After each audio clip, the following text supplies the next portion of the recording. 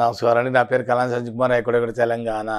మరో ప్రశ్న, చనిపోయిన వ్యక్తి వీలునామా రాయకపోతే ఆ ఆస్తి ఎవరికి చెందుతుంది? తండ్రి బ్రతకుండంగా కొంతమంది ఆస్తి వీలునామా రాసుకుంటారు.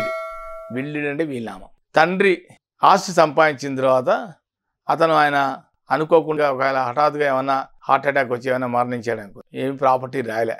అంతకుముందు కూడా చెప్పాక చాలా జాగ్రత్తగా విన్నా అందరూ కూడా. భర్త యొక్క డెత్ సర్టిఫికేట్, డిసీజ్ సర్టిఫికేట్ అంటారు. ఆ డిసీజ్ సర్టిఫికేట్ తీసుకొని భార్య, పిల్లలు, FMC అంటే ఫ్యామిలీ మెంబర్షిప్ సర్టిఫికేట్, ఇది మీ సమీప మున్సిపల్ ఆఫీసు సంపాదించుకోండి. ఫ్యామిలీ సర్టిఫికేట్ సంపాదించుకున్న తర్వాత అప్పుడు ఆ ప్రాపర్టీ భార్య పైకి వస్తుంది, ట్రాన్స్ఫర్ అవుతుంది. భర్త నుంచి భార్యకి ట్రాన్స్ఫర్. భార్య నుంచి ట్రాన్స్ఫర్ అయిన తర్వాత భార్య కూడా పిల్లలకి పార్షాలిటీ లేకుండా సరి సమానంగా ప్రాపర్టీ పంచాలి.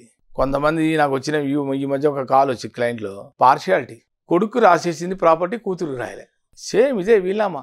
ఆ పిల్ల గొడవ నాకు చెప్పకుండా రాస్తే మరి పిల్ల సంతకం అక్కర్లేదా?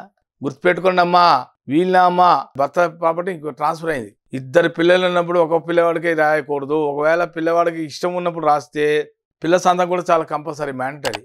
పిల్ల సంతకం లేదే పిల్లకి చెప్పకుండా NOC no objection certificate MOC అమ్మ ఇవ్వాలి. అమ్మ నాకు ఏం అవసరం లేదు, ప్రాపర్టీ అంతా అన్నయ్యకి ఇయ్యి అని చెప్పి ఆవిడ NOC రాసి ఇవ్వాలి. NOC రాసి సంతకం పెట్టాలి అమ్మాయి. అప్పుడే మీరు ఆ ప్రాపర్టీ ఇతనికి ట్రాన్స్ఫర్ చేస్తే, వీళ్ళమ్మ ఇతనికి రాసిస్తే అప్పుడే ఇతనికి ప్రాపర్టీ వస్తుంది. Very clear. అలా చాలా మంది మిస్టేక్ చేస్తున్నారు. సొంత పెత్తనం పిల్లలు ఉంటే అవాయిడ్ చేసేస్తున్నారు. కొంతమంది డైరెక్ట్గా ఎవరికి నచ్చిన వాళ్ళకి ఇచ్చేస్తున్నారు, మీద వాళ్ళకి చెప్పకుండా చేస్తున్నారు. అది రాంగ్. అది వాళ్ళ సంతకాలు కూడా తీసుకోవాలి, వాళ్ళ అనుమతి కూడా ఉండాలి, వాళ్ళకు కూడా చెప్పాలి.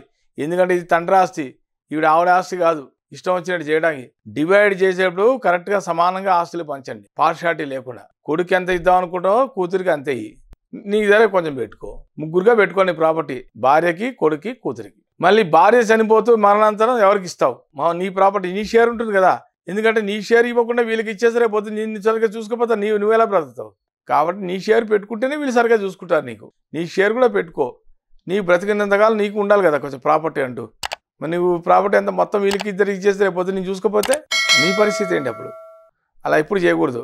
నీకో కొంచెం ప్రాపర్టీ, పిల్లలకు తలా కాస్త ప్రాపర్టీ ఇచ్చిన తర్వాత నీ తదంతరము ప్రాపర్టీని కూడా ఇద్దరికి మళ్ళీ నేను నా తదంతరము, నా ఆస్తి ఉన్న షేర్ కూడా నేను ఇద్దరికి సమానంగానే రాస్తున్నాను అని చెప్తూ పోతూ ఆఖరిలో మరణించే ముందర ఒక రోజు ముందర ఇప్పుడు వీళ్ళమ్మ రాసి తన యొక్క ఆస్తి కూడా ఈక్వల్గా సమానంగా కొడుక్కి, కూతురికి రాసిస్తే వాళ్ళు కూడా హ్యాపీగా వాళ్ళు కూడా ఇదవుతారు. ఏ కూడా ఇష్యూస్ లేకుండా ఉంటాయి. ఆఖరిలో నువ్వు కొడుకు రాసేసావుకో, మళ్ళీ కూతురు కోర్టుకు వెళ్తుంది, కొడుకు మీద అన్న మీద కోర్టుకు కొట్లాడుతుంది, పంచనామా, రోడ్డుకి వెళ్తారు. అవసరం ఇదంతా? ఇద్దరికి మొదట రాసిచ్చావు, ఓకే బాగానే ఉంది. ఇప్పుడు నీ వాటా ఉంది, నీ వాటాలు కూడా ఆఖరిలో నీ మనంతరం ఇద్దరికి సరి సమానంగా రాసిచ్చి వీళ్ళమ్మలో అన్న కింద చెల్లె కింద అయిపోయా. 50-50. ఏదైనా 50-50 చేస్తే ఏ గొడవ ఉండదు. 60-40 చేస్తేనే గొడవ వస్తుంది. కొంచెం అతనికి ఎక్కువ వచ్చినా ఇతనికి తక్కువ వచ్చినా ఈమె ఊరుకుంటుందా, ఈమె అడుగుతుంది. అందుకనే చెప్తున్నా, సుప్రీంకోర్టులో ఒక జడ్జిమెంట్ వచ్చింది, sensational landmark judgement 2020 August 11 నాడు. ఆస్తి పంపకాల్లో కొడుకైనా సరే కూతురికైనా సరే ఈక్వల్ షేర్, లైబిలిటీస్ కూడా ఈక్వల్ షేర్, అప్పులైనా సరే ఇద్దరు సరి సమానంగా అప్పులు క్లియర్ చేయాలి. ఒకవేళ తండ్రి ఆస్తి ఉంటే కనుక వీళ్ళు కానీ వాటాలు పంచుకోవాలనుకున్నప్పుడు సరి సమానంగా ఆస్తులు పంచుకోండి, సరి సమానంగా లయబిలిటీస్ కూడా ఈక్వల్గా షేర్ చేసుకోండి అని చెప్పి జడ్జిమెంటే ఉంది, సుప్రీంకోర్టు జడ్జిమెంట్. ఆ జడ్జిమెంట్ కావాలంటే ఒకసారి చదువుకోండి. Vineesh Sharma versus Rakesh Sharma 2020 August 11. ఈ సుప్రీంకోర్టు ల్యాండ్ మార్క్ జడ్జిమెంట్ ఇస్తే 295 పేజీలు. ఆ పేజీలు మొత్తం A to Z రాశాడు. ఎన్ని గొడవలైనా చివరికి 2020లో తేలింది ఆస్తుల పంపకాల విషయంలో. చాలా గొడవలైనాయి.